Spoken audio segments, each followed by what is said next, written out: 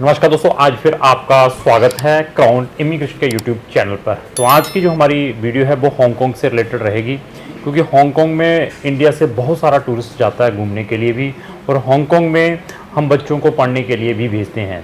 तो आज के टॉपिक के बीच हम पार के बारे में डिस्कस करेंगे, जिसको हम pre arrival registration for Hong Kong कहते हैं। कोई भी इंडियन नेशंस हैं, अगर उसने हांगकांग में ट्रैवल करना है, टूरिज्म के लिए जाना है, तो उसको अपना प्री अराइवल रजिस्ट्रेशन ऑनलाइन करवाना पड़ता है। तो प्री अराइवल रजिस्ट्रेशन में बहुत सारी फॉर्मेलिटीज़ हैं, और हांगकांग जो कंट्री है they are very specific, specially Punjabi, Haryanvi, Rajasthani जो टूरिस्ट रहते हैं, they are rejected. Number of pre arrival registration को रिजेक्ट भी करती हैं।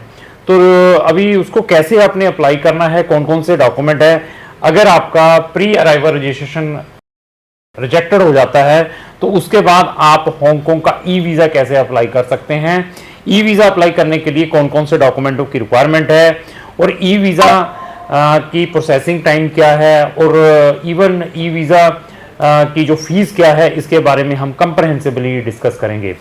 तो हांगकांग में जाने से पहले हमारी एक डेडिकेटेड प्लेलिस्ट है, जिसके अंदर आपको हांगकांग से रिलेटेड नंबर ऑफ वीडियोस मिल सकती हैं अगर आपने हांगकांग में पढ़ने के लिए जाना है। तो उस प्लेलिस्ट का लिंक भी मैंने डिस्क्रिप्शन बॉक्स में लगाया है, वहां जाकर हमारी हांगकांग की नंबर ऑफ वीडियोस वॉच कर सकते हैं अगर आपकी डेस्टिनेशन हांगकांग की है।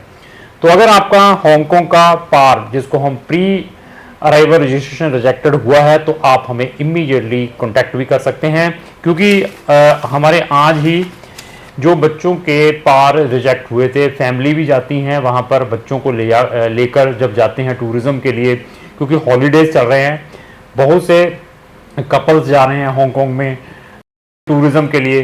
तो इवन बहुत सारे लोग वहाँ पर घूमने के लिए जा रहे हैं, तो उनके जो पार है, जिसको हम प्री अराइवल रजिस्ट्रेशन रिजेक्ट होते हैं, उसके बाद उनको क्या करना चाहिए उसके बारे में बताएंगे।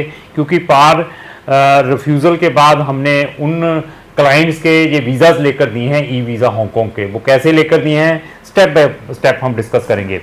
तो ऐसा है कि इसको ऑनलाइन अप्लाई किया जाता है, जो प्री अराइवल रजिस्ट्रेशन है, उसके लिए हमें किसी भी फिजिकल डॉक्यूमेंटों की रिक्वायरमेंट नहीं है। इसमें आपके पास आपका पासपोर्ट जरूर हो, क्योंकि पासपोर्ट की डिटेल्स हमें मेंशन करनी पड़ती है। इवन आपकी कोई प्रीवियस ट्रैवल हिस्ट्री है, और आपका यहाँ पर क्या सोर्स ऑफ इनकम है, जॉब कर रहे हैं तो जॉब की हमें इंफॉर्मेशन चाहिए, बिजनेस कर रहे हैं तो हमें बिजनेस की इंफॉर्मेशन चाहिए, और फंड्स की कोई भी डॉक्यूमेंट अपलोड नहीं होता, कोई भी डॉक्यूमेंट इस पोर्टल के ऊपर अपलोड नहीं होता जब आपने अपना प्री अराइवल रजिस्ट्रेशन हांगकांग का अप्लाई करना हो। तो ये सारी की सारी डिटेल्स जब आपने फिलअप करनी है तो क्या प्रिकॉशंस लेने हैं, पार क्यों रिजेक्ट होता है, ये वही टेक्निकल पर्सन बता सकता है जो नंबर ऑफ ऐसे केसेस को अप्लाई करता है। क्राउन इमिग्रेशन को हांगकांग का ही नहीं, वर्ल्ड की 100 कंट्रीज का नॉलेज है, जहां पर हम बच्चों को पढ़ने के लिए भेजते हैं। अगर आपको इससे रिलेटेड किसी भी कंट्री से रिलेटेड इंफॉर्मेशन लेनी है, हर एक कंट्री से रिलेटेड हमारी प्ले लिस्टें हमारे यूट्यूब चैनल पर बनी हुई हैं, वहां जाकर हर एक कंट्री से रिलेटेड आप हमारी free of cost videos watch कर सकते हैं।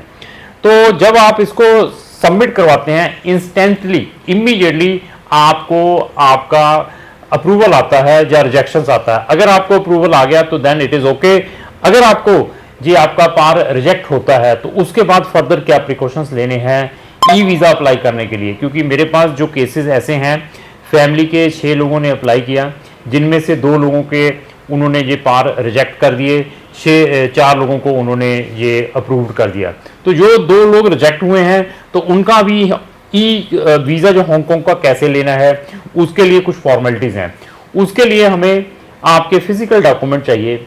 फिजिकल डॉक्यूमेंटों में सबसे इंपॉर्टेंट, जैसे आपका जो पासपोर्ट ट्रैवल डॉक्यूमेंट है, आपकी अगर कोई प्रीवियस ट्रैवल हिस्ट्री है तो हमें उसकी कंप्लीट डिटेल्स चाहिए, और सबसे इंपॉर्टेंट आपके फंड्स और आपके सोर्स ऑफ इनकम। अब फंड्स में कितने फंड्स दिखाने हैं, क्राउन इमिग्रेशन आपके केस को एनालाइज करने के बाद, आपकी एज को देखने के बाद बताएगा कि आपको कितने फंड्स दिखाने पड़ते हैं। करंट फंड भी एक्सेप्टेबल है। अगर आपको फंड से रिलेटेड भी कोई टेक्निकल प्रॉब्लम है, you can't show the funds, तो उसका सोल्यूशन भी क्राउन इमिग्रेशन आपको प्रोवाइड कर सकता है, क्योंकि क्राउन इमिग्रेशन फंड्स मैनेजमेंट में बहुत ही टेक्निकल है, क्योंकि 100 कंट्रीज को हम डील करते हैं। हमें मालूम है कि कौन सी कंट्री किस टाइप के फंड्स मांगती है, तो उसमें भी हम आपकी हेल्प कर सकते हैं। तो ये डॉक्यूमेंटों को जब हमारे पास आते हैं, आपकी इनकम टैक्स की रिटर्न ने आपका कवरिंग लेटर किस वे से पोर्टल के ऊपर अपलोड करना है, कैसे आपने जस्टिफिकेशंस देनी है, जिन 4 लोगों के वीज़ा आए हुए हैं, 2 के रिजेक्ट हुए हैं पार, तो उनकी क्या इंफॉर्मेशन उन फॉर्म के अंदर डिस्क्लोज करनी है या नहीं करनी है, ये सारे के सारे जो प्रिकॉशंस हैं क्राउन इमिग्रेशन आपको बताएगी जब आप हमारे पास अप्लाई करते हैं। ये जो 4 लोगों के जो वीज़ाज आए हैं आफ्टर रिजेक्शन, पार रिजेक्शन, जिसको प्री अराइवल रजिस्ट्रेशन रिजेक्ट हुई है, उसके बाद ये ई वीज़ाज आए हैं, तो इनकी प्रोफाइलें भी बड़ी इंटरेस्टिंग थी। इनमें से कुछ तो अंडर एज बच्चे थे, 17 साल की एज थी, कुछ इसमें ओल्ड एज भी थे, उनके पेरेंट्स थे जिनकी एज आई थिंक 65 है। ऐसे केसेस रिजेक्ट होकर भी आए हैं। तो इनको हमने कैसे जस्टिफाई किया, ये वही पर्सन बता सकता है जो इन चीज़ों को क्लोजली मॉनिटर करता है।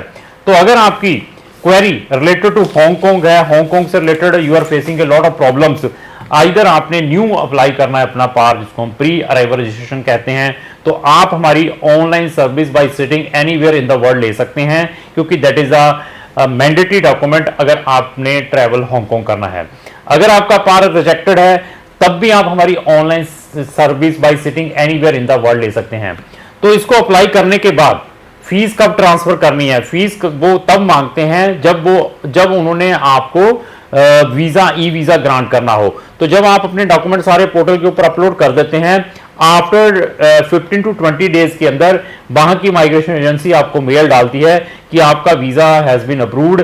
वो कितने टाइम का वीजा मिलता है, 3 मंथ का वीजा की वैलिडिटी रहती है, मल्टीपल मिलता है, और जिसमें कि आप 10 डेज स्टे कर सकते हैं। जो पार है, जिसको हम प्री अराइवल रजिस्ट्रेशन कहते हैं, वो 6 मंथ का मिलता है विद मल्टीपल एंट्री, जिसमें आप हर एक एंट्री में 14 डेज स्टे कर सकते हैं। ये जो दोनों चीजें मैंने बता दी हैं।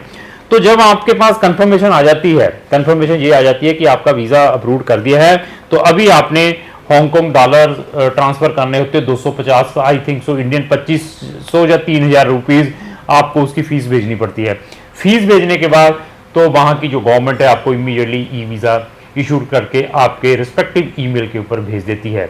अगर जब आप अपना ई वीजा अप्लाई करते हैं, डॉक्यूमेंट अपलोड करते हैं, अगर उनमें भी कोई शॉर्टकमिंग्स रहती हैं, तो वहां की माइग्रेशन एजेंसी अगेन आपको ईमेल भेजती है कि हमें ये और एडिशनल डॉक्यूमेंट चाहिए, तो आपको वो एडिशनल डॉक्यूमेंट फिर दोबारा विद प्रॉपर जस्टिफिकेशन के साथ प्रोवाइड करने पड़ते हैं। तो आपकी किसी भी टाइप की कोई भी टेक्निकल प्रॉब्लम है हांगकांग से रिलेटेड, तो इमीडिएटली आप क्राउन इमिग्रेशन से संपर्क करें। क्राउन इमिग्रेशन इसको सॉल्व करने की कोशिश करेगा। अगर आपका कोई भी फ्रेंड हांगकांग में पढ़ने के लिए जाना चाहता है, वहां टूरिज्म के लिए जाना चाहता है, तो उसको ये वीडियो जरूर शेयर करें। अगर आपको ये मेरी वीडियो अच्छी लगी, इसको लाइक एंड शेयर करना ना भूलें। Thank you.